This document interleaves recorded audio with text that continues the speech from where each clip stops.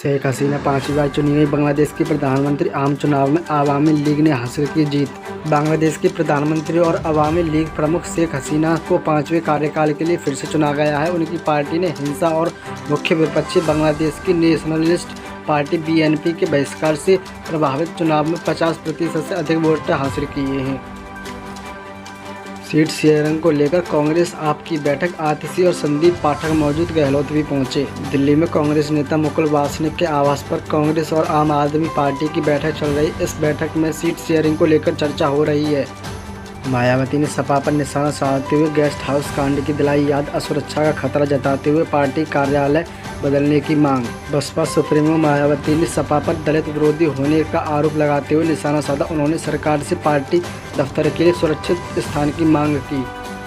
पाकिस्तान के खैबर पख्तूनख्वा में बड़ा हमला, विस्फोट में 5 पुलिसकर्मियों की मौत, कई घायल। हमला उस वक्त किया गया जब बाजौर जिले में एंटी पोलियो अभियान में ड्यूटी पर लगी पुलिस टीम को ट्रक में ले जाया जा रहा था। इसी दौरान हुए IED धमाके में 5 पुलिसकर्मियों की मौत हो गई।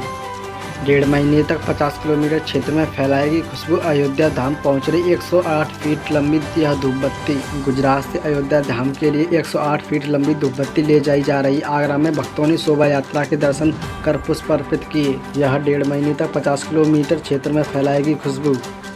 यूँ ही नहीं बढ़ गई लक्षद्वीप में पर्यटन की मांग। 3 दिन में 7000 लोगों ने कराई देश भर से बुकिंग। उड़ान भरने की तैयारी में लक्षद्वीप पर्यटन, लेकिन सरकार को भी पर्यटन हासिल करने के लिए कई उपाय करने होंगे। अभी कोची में सिवा लक्षद्वीप पहुंचने की कोई सीधी फ्लाइट नहीं है। दिल्ली जैसे शहरों से सीधी फ्लाइट की मांग हुई।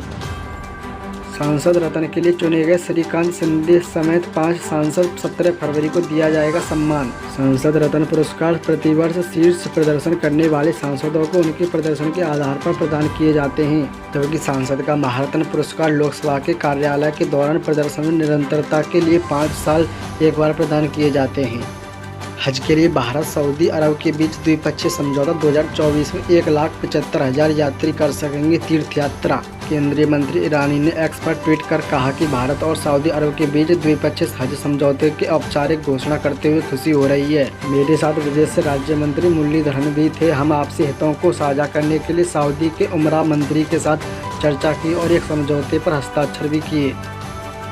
पिस्तौल लेकर की एंकरिंग तो सोशल मीडिया में कमेंट्री वार, जानिए कौन है इजरायली महिला। इजराइल हमास के बीच भीषण युद्ध जारी है। लगातार इजराइल गाजा स्थित हमास के ठिकानों को निशाना बना रहा है। इसी बीच एक इजरायली न्यूज़ चैनल में एंकरिंग के दौरान पिस्तौल के साथ महिला एंकर को न्यूज़ पढ़ते देखा गया।